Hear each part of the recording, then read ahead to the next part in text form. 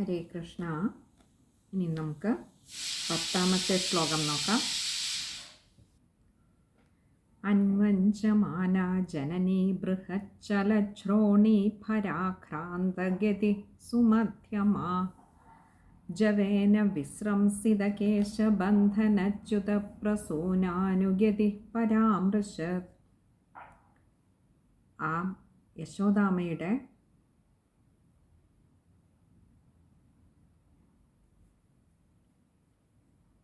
വളരെ മനോഹരമായ ഒരു കാഴ്ചയാണ് ഈ ഒരു ശ്ലോകത്തിൽ നമുക്ക് പറഞ്ഞു തരുന്നത് വ്യാസഭഗവാൻ. നമ്മൾ തൊട്ടു മുൻപുള്ള ശ്ലോകത്തിൽ കണ്ടു നിർത്തിയത് യശോദാമ്മ ഒരു കുഞ്ഞു വടിയുമായിട്ട് ആ ഉണ്ണിയുടെ പിറകെ പോകുന്നതായിരുന്നു.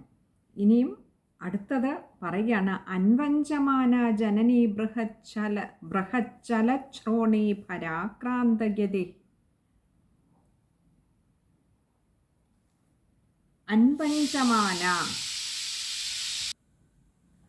അൻവഞ്ചമാന എന്ന് പറഞ്ഞാൽ ഇങ്ങനെ പിറകെ ഓടിക്കൊണ്ടിരിക്കുന്ന ജനനി, ആ അമ്മ യശോദാമ്മ. ഇനി യശോദാമ്മയുടെ ഒരു വർണ്ണനയാണ്, ബൃഹച്ചലശ്രോണീ ഭരാക്രാന്തഗതി. ബൃഹച്ചലശ്രോണീ ഭരാക്രാന്തഗതി. ബൃഹത്ത്, വളരെ വലിപ്പമുള്ള തടിച്ചതായിട്ടുള്ള ഒരു ശരീരപ്രകൃതിയാണ് യശോദാമ്മയുടേത്. അങ്ങനെ ചലത് എന്ന് പറഞ്ഞാൽ ഇളകിക്കൊണ്ടിരിക്കുന്നു.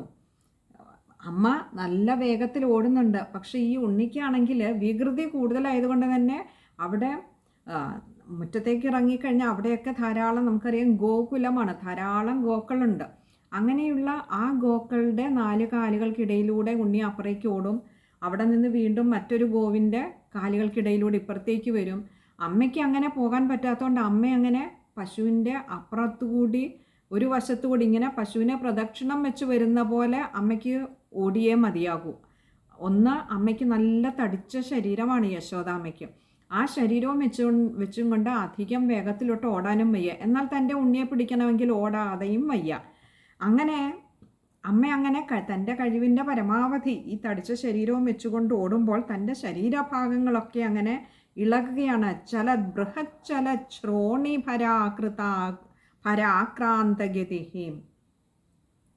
അങ്ങനെ ഇളകിക്കൊണ്ടിരിക്കുന്ന ആ ഒരു ശരീരഭാഗങ്ങൾ നിമിത്തം ഇവിടെ ഇങ്ങനെ ഓടുമ്പോൾ അതിനൊരല്പം നമ്മൾ ബ്രേക്ക് ഇടുക എന്ന് പറഞ്ഞാൽ, നല്ല സ്പീഡിൽ വരുന്ന വണ്ടികൾക്ക് ഇടയ്ക്കിടയ്ക്ക് സ്പീഡ് ബ്രേക്കർ വെച്ചിട്ടുണ്ടാവും റോഡിൽ എന്ന് പറഞ്ഞാൽ, ഇവിടെ അമ്മയ്ക്ക് ശരീരഭാഗങ്ങൾ വല്ലാതെ ഇങ്ങനെ ഇളകുന്നത് കൊണ്ട് അമ്മയ്ക്ക് ആ ഒരു വേഗത്തിൽ ഓടുന്നതിന് ഇടയ്ക്കിടയ്ക്കൊരു തടസ്സം നേരിടുന്നുണ്ട്. ഈ ശരീരം വല്ലാതെ കിടന്ന് ഇങ്ങനെ ഇളകുന്നത് കൊണ്ട്. അങ്ങനെ സുമധ്യമ എന്ന് പറഞ്ഞാൽ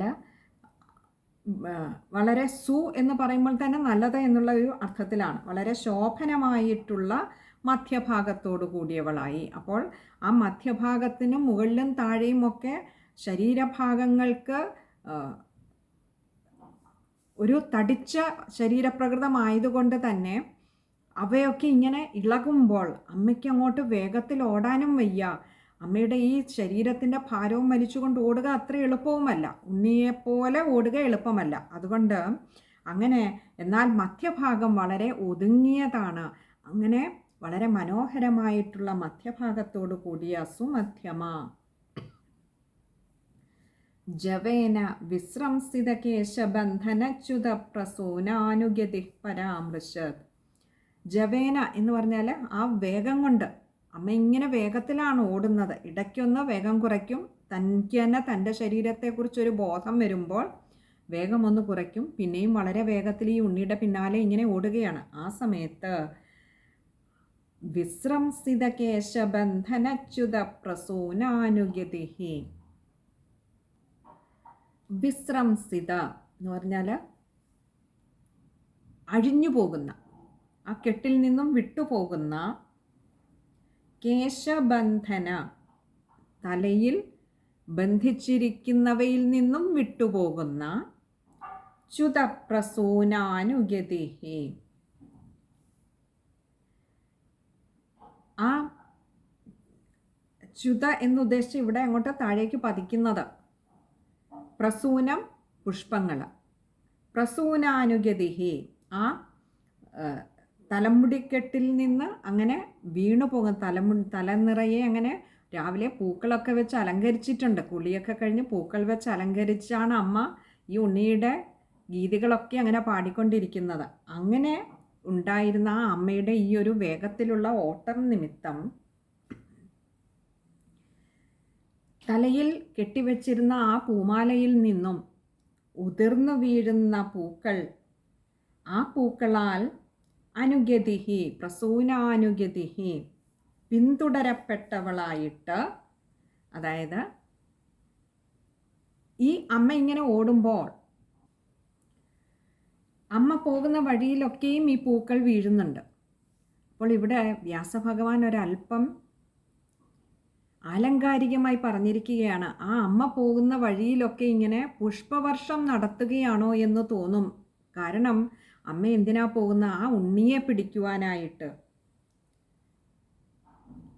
ഏതുണ്ണിയെ? ആ വെണ്ണക്കണ്ണനെ. താൻ അവിടെ എടുത്തു വെച്ചിരുന്ന വെണ്ണ മോഷ്ടിച്ച് വെണ്ണ എടുത്തുകൊണ്ടുപോയി അത് താൻ കൊടുത്തിട്ട് ഭക്ഷിക്കുകയല്ല, താൻ അറിയാതെ എടുത്തുകൊണ്ടുപോയി ഭക്ഷിച്ചിട്ട് ആ കുരങ്ങന്മാർക്കൊക്കെ കൊടുത്ത് ആ വെണ്ണക്കണ്ണനെ പിടിക്കാൻ, വെണ്ണക്കള്ളനെ പിടിക്കാനായിട്ട്, വെണ്ണക്കണ്ണനെ പിടിക്കാനായിട്ട് ഓടുന്ന അമ്മയുടെ അമ്മ ഓടുന്ന വഴികളിലൊക്കെയും ആ പുഷ്പങ്ങൾ അങ്ങനെ തലയിൽ ചൂടിയിരുന്ന പുഷ്പങ്ങളൊക്കെ പുഷ്പവർഷം നടത്തുകയാണോ എന്ന് തോന്നുമാറ്, അതായത് അമ്മയെ പിന്തുടർന്നുകൊണ്ട് പുഷ്പങ്ങൾ ആ പാതകളിലൊക്കെ അടർന്നു വീണു എന്ന് പറഞ്ഞാൽ ആ സുഹൃത്തിയായിട്ടുള്ള അമ്മ, ഗോപികമാർക്ക് പോലും കഴിഞ്ഞില്ല വെണ്ണ മോഷ്ടിച്ച് ആ ഉണ്ണിയെ പിടിക്കുവാൻ. എന്തേ ഇവിടെ വന്ന് പരാതി പറയുമ്പോൾ യശോദാമ്മ പറഞ്ഞത്, എനിക്ക് ഈ ഉണ്ണിയുടെ മുഖത്ത് നോക്കിയിട്ടൊന്ന് വഴക്കു പറയുവാൻ പോലും, ഒന്ന് ശകാരിക്കുവാൻ പോലും എനിക്ക് കഴിയുന്നില്ലല്ലോ എന്ന് പറഞ്ഞത് കൊണ്ട് തന്നെ അന്ന് വെറുതെ വിട്ട ആ വെണ്ണക്കള്ളനെ, ഗോപികമാർക്ക് പിടിക്കാൻ കഴിയാതെ പോയ ആ വെണ്ണക്കണ്ണനെ ഇന്ന് യശോദാമ്മ ദാ പിടിക്കാനായിട്ട് പിന്നാലെ പായുകയാണ്. എങ്ങനെ? നിർത്താതെ ഓടുകയാണ്. ഇടയ്ക്കൊന്ന് വേഗം കുറയ്ക്കും, തൻ്റെ ശരീരത്തെക്കുറിച്ചൊരു ചിന്ത വരുമ്പോൾ വീണ്ടും വേഗത്തിലോടും.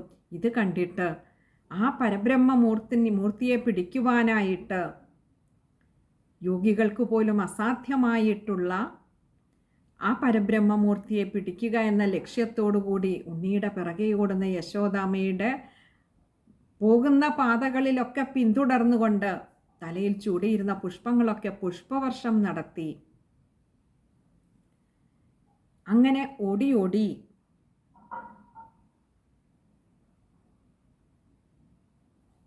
ഒടുവിൽ പരാമൃശത തൊട്ടു, ഉണ്ണിയെ പിടിച്ചു. കാരണം അമ്മയ്ക്ക് പിടിച്ചേ മതിയാകൂ. ഇവിടെ ഈ ഓട്ടം കണ്ടിട്ട് ഒരിക്കലും പതിവില്ലാതെ ഉണ്ണിയുടെ പിന്നാലെ ആദ്യമായിട്ടാണ് ആ ഗോകുലവാസികളൊക്കെ കാണുന്നത്. എന്താ ഈ അമ്മ ഇങ്ങനെ ഒരു കുഞ്ഞു വടിയുമായിട്ട് ഉണ്ണിയുടെ പിന്നാലെ പായുന്നത്? ഇന്ന് വരേക്കും ഉണ്ണിയെ ഒന്ന് ശകാരിക്കുന്നത് പോലും കണ്ടിട്ടില്ല. തങ്ങൾക്ക് പോലും ഒരു കുറ്റം പറയാൻ ചെന്നാലും, ഈ ഉണ്ണിയെക്കുറിച്ച് പരാതികൾ ബോധിപ്പിക്കാൻ ചെന്നാലും യശോദാമ്മ അപ്പോഴും ആ ഉണ്ണിയെ ആയിരുന്നു വിശ്വസിച്ചത്. മണ്ണു തിന്നുവെന്ന് ബലരാമനും മറ്റുള്ള കുട്ടികളുമൊക്കെ വന്ന് പറഞ്ഞപ്പോഴും ഉണ്ണി പറഞ്ഞ വാക്കുകൾ, ആ വാക്കുകളെയായിരുന്നു അമ്മ മുഖവിലക്കെടുത്തത്.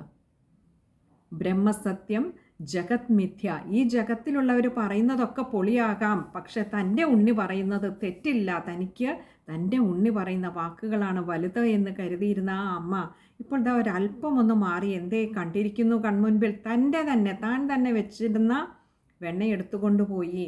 അന്ന് ഗോപസ്ത്രീകൾ പറഞ്ഞ പോലെ പൂച്ചയ്ക്കും പട്ടിക്കും കുരങ്ങനും ഒക്കെ കൊടുക്കുക. ഇപ്പോൾ ദാ താൻ നേരിൽ കണ്ടിരിക്കുന്നു ആ വെണ്ണക്കള്ളനെ. ഏത് കള്ളനാണ് ആ വെണ്ണ മോഷ്ടിച്ചതെന്ന് ഇനിയും പിടിക്കാതെ വയ്യ എന്ന് കരുതി ആ ഉണ്ണിയുടെ പിന്നാലെ ഓടി. കുറേ ഓടി കഴിഞ്ഞപ്പോൾ ഇടയ്ക്ക് നിൽക്കുന്നുണ്ട്, വീണ്ടും ഓടും. അങ്ങനെ ഒടുവിൽ അമ്മയങ്ങ് തളർന്നു. ഇനി എനിക്കാവില്ല ഈ ഉണ്ണിയുടെ പിന്നാലെ പോകാൻ എന്ന് കരുതി നിന്നപ്പോൾ ആ ഉണ്ണിക്ക് ഒരല്പം സങ്കടം തോന്നി. തൻ്റെ അമ്മ എത്രയാ കഷ്ടപ്പെടുന്ന തന്നെ ഒന്ന് പിടിക്കുവാനായിട്ട്. എത്രയോ ജന്മങ്ങളിലെ തപസ് ഈ സുഹൃത്തിയോടൊപ്പമുണ്ട്. അതുകൊണ്ടാണല്ലോ തന്നെ പുത്രനായിട്ട് കിട്ടിയത്. ഒന്ന് പിടിക്കുവാനല്ലേ അമ്മ ആഗ്രഹിക്കുന്നുള്ളൂ, നിന്ന് കൊടുത്തേക്കാം, എത്രയായാലും താൻ ആ അമ്മയുടെ ഉണ്ണിയല്ലേ എന്ന് ചിന്തിച്ചുകൊണ്ട് ആ ഭഗവാൻ ഒരു കാരുണ്യം ചൊരിഞ്ഞപ്പോൾ ഭഗവാനെ പിടിക്കുവാനായി അമ്മയ്ക്ക്. ആ ഭഗവത് പ്രാപ്തിയോളം വലുതല്ല മറ്റൊരു ലക്ഷ്യവും മറ്റൊന്നും തന്നെയും. ആ ഭഗവത് പ്രാപ്തിക്ക് വേണ്ടിയിട്ട് എത്ര കണ്ടോടിയാലും ഇടയ്ക്ക് ചിലപ്പോൾ ക്ഷീണിച്ചേക്കാം, ശരീരത്തിൻ്റെ ബുദ്ധിമുട്ടുകൾ വന്നേക്കാം, മറ്റു പലതരത്തിലുള്ള അസൗകര്യങ്ങൾ വന്നേക്കാം. ഓർക്കുക, അതിൻ്റെ പിന്നാലെ ഓടിക്കൊണ്ടേയിരിക്കുക. അങ്ങനെ ഓടിക്കൊണ്ടിരുന്നാൽ ഒരു നാൾ ഉറപ്പായും ആ ഉണ്ണി നിന്ന് തരും നമുക്ക് പിടിക്കുവാൻ. എത്ര ക്ഷീണിച്ചാലും ഒടുവിൽ ആ പാദങ്ങളിൽ എല്ലാ ശക്തിയും ചോർന്ന് പതിക്കുമ്പോൾ താങ്ങാൻ 2 കൈകളിൽ ആ ഉണ്ണി നമ്മുടെ മുൻപിലുണ്ടാവും. ഉണ്ണി നമ്മളെ തോൽക്കാൻ അനുവദിക്കില്ല. ഭഗവാന് തൻ്റെ ഭക്തരാണ് വലുത് തന്നേക്കാൾ. ഒരിക്കൽ ഭീഷ്മ പിതാമഹൻ്റെ മുൻപിൽ ആയുധമെടുക്കില്ല എന്ന് പറഞ്ഞിട്ടും ഭീഷ്മ പിതാമഹൻ്റെ വാക്ക് പാലിക്കുന്നതിനായിക്കൊണ്ട് രഥചക്രത്തെ എടുത്തുകൊണ്ട് പാഞ്ഞെടുത്ത ഭഗവാൻ തൻ്റെ വാക്കിനല്ല അവിടെ അപ്പോഴും വില കൽപ്പിച്ചത്. ഭക്തൻ്റെ വാക്ക് പരിപാലിക്കപ്പെടണം. ഭഗവാന് ഭക്തനേക്കാൾ വലുതല്ല ഒന്നും. ആ ഭക്തനെ സംരക്ഷിക്കുവാൻ ഭഗവാൻ ഏതറ്റം വരെയും പോകും. അതുകൊണ്ട് ഓടിക്കൊണ്ടേയിരിക്കുക. ആ ഭഗവത് പ്രാപ്തിയാണ് ജീവിതത്തിൻ്റെ ഏറ്റവും വലിയ ലക്ഷ്യം. എത്ര തളർന്നാലും ഏതൊക്കെ തരത്തിലുള്ള പ്രതിബന്ധങ്ങൾ വന്നാലും ഓടിക്കൊണ്ടേയിരിക്കുക യശോദാമയെ പോലെ. ശരീരം ക്ഷയിച്ചോട്ടെ. ഇവിടെ ഇങ്ങനെ യശോദാമ ഓടുമ്പോൾ ചുറ്റിനുമുള്ള ഗോപസ്ത്രീകളൊക്കെ നിന്ന് കളിയാക്കി ചിരിക്കുന്നുണ്ട്. എന്താ, ഈ ഉണ്ണിയുടെ പിന്നാലെ ഓടുമ്പോൾ ഉണ്ണി ഓടുന്നത് പോലെ വേഗത്തിൽ യശോദാമയ്ക്ക് ഓടാനാവുന്നില്ല. തന്നെയുമല്ല, അങ്ങനെ ഈ ഉണ്ണി ഗോക്കളുടെ ഇടയ്ക്ക് കൂടിയൊക്കെ ഓടുമ്പോൾ യശോദാമ കുറേയൊക്കെ ഓടാൻ ശ്രമിക്കും, വീണ്ടും തളരും. പിന്നെയും ഒന്ന് പതുക്കെയാക്കും ഓട്ടം, വീണ്ടും എളുപ്പമാക്കും, വേഗം കൂട്ടും, വേഗം കുറയ്ക്കും. ഇങ്ങനെ ഈ ഉണ്ണിയെ പിടിക്കുവാനായിട്ട് ഓടി ഓടി യശോദാമ തളർന്നിരിക്കുന്നു. അപ്പോഴൊക്കെ ഈ ഗോപസ്ത്രീകൾ കളിയാക്കി ചിരിക്കുന്നുണ്ട്. എന്താ യശോദാമേ, നിനക്കും കഴിയുന്നില്ലേ ഈ ഉണ്ണിയെ പിടിക്കുവാൻ? ഞങ്ങൾ എത്ര ശ്രമിച്ചു എന്നോ ഈ ഉണ്ണിയെ ഒന്ന് പിടിക്കുവാൻ, ഞങ്ങൾക്കും കഴിഞ്ഞില്ല. ഇതാ ഉണ്ണി, ഇപ്പോൾ ഇതാ യശോദാമേ, ഞങ്ങൾ അപ്പോഴേ പറഞ്ഞില്ലേ നിൻ്റെ ഉണ്ണിയുടെ വികൃതി മഹാവികൃതി തന്നെ, ആർക്കും പിടി തരില്ല, മഹാകള്ളനാണ്. വെണ്ണ കള്ളൻ മാത്രമല്ല, പല തൈരൊക്കെ മോഷ്ടിക്കുന്ന, അതിലേറെ ഞങ്ങളുടെ മനസ്സിനെ തന്നെ ചിത്തത്തിനെ തന്നെ ഹരിച്ചവനാണിവൻ, ചിത്തചോരനാണ്. അതുകൊണ്ടാ യശോദാമേ നിനക്കും ഇപ്പോൾ ഈ ഉണ്ണിയെ പിടിക്കാനാവാത്ത. എന്താ, നിൻ്റെ ഉള്ളിൽ പാശത്തിൻ്റെ ആ പ്രേമപാശത്തിൻ്റെ ഒരു കണിക കിടപ്പുണ്ട്. ഉണ്ണിയെ പിടിക്കണമെന്നുണ്ടെങ്കിലും പിടിക്കാൻ നിനക്കാവാതെ പോകുന്നത് അതുകൊണ്ടാണ്. ആ ഉണ്ണിയെ ശിക്ഷിക്കുക നിനക്ക് വയ്യ യശോദേ, നിൻ്റെ മനസ്സതിന് പരുവപ്പെട്ടിട്ടില്ല. കാരണം നിൻ്റെ മനസ്സിനെയും ആ ഉണ്ണി ഹരിച്ചിരിക്കുന്നു. ചിത്തചോരനായ ആ ഉണ്ണിയെ നീ പിടിക്കണമെന്ന് ആഗ്രഹിച്ചാലും പിടിക്കാൻ കഴിയാതെ പോകുന്നത് നിൻ്റെ ഉള്ളിലെ ആ മമത കൊണ്ടാണ് യശോദേ. ഇങ്ങനെയൊക്കെ കളിയാക്കുന്നുണ്ട് ആ ഗോപസ്ത്രീകൾ. അപ്പോൾ ഇതുപോലെ ലോകം മുഴുവൻ ഒരു പക്ഷേ നമ്മളെ ഒറ്റപ്പെടുത്തിയേക്കാം, പരിഹസിച്ചേക്കാം. പക്ഷെ ഓർക്കുക, ഒരു നിർണായക ഘട്ടത്തിൽ ഭഗവാൻ നമുക്ക് കാണിച്ചു തരും ആ കൈകളിൽ നമ്മൾ സുരക്ഷിതരാണ് എന്ന്. ഓടിക്കൊണ്ടേയിരിക്കുക, അറിയാൻ ശ്രമിച്ചുകൊണ്ടേയിരിക്കുക. കാരണം അറിയുക എന്ന് പറയുക വയ്യ, അതിനെ അറിയുക എളുപ്പമല്ല. ഭഗവാനെ അറിയാൻ ഭഗവാന് മാത്രമേ കഴിയൂ. ഭഗവാനെ പൂർണ്ണമായും മനസ്സിലാക്കുവാൻ എത്ര തപം ചെയ്താലും കഴിയില്ല. അത്രമാത്രം ബൃഹത്തായ ഒന്നിനെ പരിമിതികളുള്ള നമുക്ക് എങ്ങനെയാണ് അറിയുവാൻ കഴിയുന്നത്? അറിയുവാൻ ശ്രമിച്ചുകൊണ്ടേയിരിക്കുക. അറിയില്ലായിരിക്കാം, അറിവില്ലായ്മയിൽ നിന്നും ഗോപസ്ത്രീകളെ തന്നോട് ചേർത്തില്ലേ ആ ഭഗവാൻ? അറിവില്ലായ്മ തുടർന്നാലും ആ ഭഗവാൻ നമ്മളെ ചേർക്കുക തന്നെ ചെയ്യും. ഭഗവാന് അറിവിൻ്റെ വലുപ്പത്തേക്കാൾ ഭഗവാനിങ്കലുള്ള ഉറപ്പിങ്കലാണ്, ആ പ്രേമത്തിലാണ്, നിഷ്കളങ്കമായ പ്രേമഭക്തിയിലാണ് ഭഗവാൻ തൻ്റെ ഭക്തനെ കാണുന്നത്, സംരക്ഷിക്കുന്നത്. അതുകൊണ്ട് പിന്നാലെ ഓടിക്കൊണ്ടേയിരിക്കുക നമുക്കും യശോദാമയെ പോലെ. ഭഗവത് പ്രാപ്തിയാണ് ജീവിതത്തിൻ്റെ ഏറ്റവും വലിയ ലക്ഷ്യം തന്നെ. അത് നേടിയെടുക്കുന്നതിനോളം ഒരു ആനന്ദം ഈ ഭൗതിക പ്രപഞ്ചത്തിലെ മറ്റൊന്നിനും നൽകുവാൻ കഴിയില്ല എന്നറിയുക. അതുകൊണ്ട് നമുക്കും ആ ഉണ്ണിയുടെ പിന്നാലെ തന്നെ ഓടാം, ആ യശോദാമയെ പോലെ മനസ്സിനെ ഏകാഗ്രമാക്കിക്കൊണ്ട്. യശോദാമയ്ക്ക് അപ്പോൾ ഒറ്റ ലക്ഷ്യമേ ഉണ്ടായിരുന്നുള്ളൂ, എങ്ങനെയും തൻ്റെ ഉണ്ണിയെ പിടിക്കണം. ഇതേപോലെ ആ ഭഗവത് പ്രാപ്തിക്കായിക്കൊണ്ട് കഴിയുന്നത്ര മനസ്സിനെ ഏകാഗ്രമാക്കിക്കൊണ്ട്, നമുക്കറിയാം ഈ ഭൗതിക പ്രപഞ്ചത്തിൽ അതിനെ വ്യതിചലിപ്പിക്കുന്ന, ഡൈവേർട്ട് ചെയ്യിക്കുന്ന ഒരുപാട് ഘടകങ്ങളുണ്ട് ഇന്ന് ഈ ലോകത്തിൽ. നമുക്ക് നമ്മുടെ ചുറ്റിനുമുള്ള നമ്മുടെ സാഹചര്യങ്ങളാവാം, ശാരീരികമായ മറ്റ് പ്രശ്നങ്ങളാവാം, ആരോഗ്യ പ്രശ്നങ്ങൾ, അല്ലെങ്കിൽ മറ്റു തരത്തിലുള്ള പ്രശ്നങ്ങളൊക്കെ ആവാം. പക്ഷേ കഴിയുന്നത്ര ഏകാഗ്രമാക്കിക്കൊണ്ട് ഉണ്ണിയെ പിടിക്കുവാൻ ഓടുക തന്നെ വേണം നമുക്കും. യശോദാമ്മ നമുക്ക് കാണിച്ചു തരികയാണ്. അങ്ങനെ ഓടിക്കൊണ്ടേയിരുന്നാൽ, എത്ര തളർന്നാലും ഓടിക്കൊണ്ടേയിരിക്കുമ്പോൾ നമ്മുടെ നമ്മൾ പിന്തുടരുന്ന വഴികളിൽ പുഷ്പങ്ങളായി കാണാം. നമ്മൾ ഏതൊരു ഭഗവാനെയാണോ പ്രാപിക്കുവാനായി ഓടിക്കൊണ്ടിരുന്നത്, ആ ഭഗവാന്റെ നാമങ്ങൾ, നമ്മൾ ജപിച്ച ഓരോ നാമങ്ങളും ഭഗവാന് വേണ്ടിയുള്ള അർച്ചനാ പുഷ്പങ്ങളായി നമ്മൾ പോയ വഴികളിൽ അങ്ങനെ തൂവിക്കിടക്കുന്നുണ്ടാവും. അതുകൊണ്ട് സജ്ജനങ്ങളെ ഓടിക്കൊണ്ടേയിരിക്കുക യശോദാമ്മയെപ്പോലെ. ഇനി നമുക്ക് ആ ശ്ലോകം ഒന്നുകൂടി നോക്കാം. അൻവഞ്ചമാനാ ജനനീ ബൃഹച്ചലശ്രോണീ പരാക്രാന്തഗതി സുമധ്യമാം ജവേന വിശ്രംസിതകേശബന്ധനച്യുത പ്രസൂനാനുഗതി പരാമൃശത്. ഒടുവിൽ യശോദാമ്മ തൊട്ടതുപോലെ നമുക്കും ആ ഉണ്ണിയെ ഒന്ന് സ്പർശിക്കുവാനാവും, ഭഗവാന്റെ പാദങ്ങളിലൊന്ന് സ്പർശിക്കുവാനാവും. അങ്ങനെ സ്പർശിക്കുന്ന ആ നിമിഷം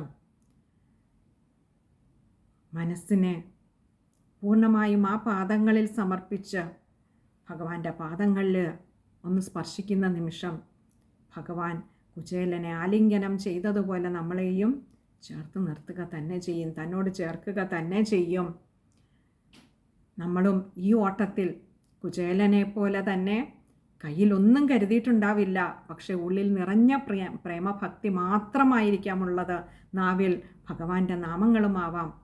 ചുണ്ടുകളിൽ നിന്ന് ഇങ്ങനെ അടർന്നു വീണുകൊണ്ടിരിക്കുന്ന ആ നാമം, ആ നാമജപം ഭഗവാനെ നമ്മുടെ സർവ മാലിന്യങ്ങളെയും മനോമാലിന്യങ്ങളെയും, കുചേലൻ്റെ ദേഹമാകെ വിയർത്താണ് കുചേലൻ ചെല്ലുന്നത്. ഇത്ര ദൂരം നടന്നാണ് പോയത് ദ്വാരകയിൽ. പക്ഷേ ഭഗവാൻ അത് ഒരു അലമായി തോന്നിയില്ല, ഒരു പാപമായി തോന്നിയില്ല, അല്ലെങ്കിൽ അത് ഒരു മാലിന്യമായി തോന്നിയില്ല.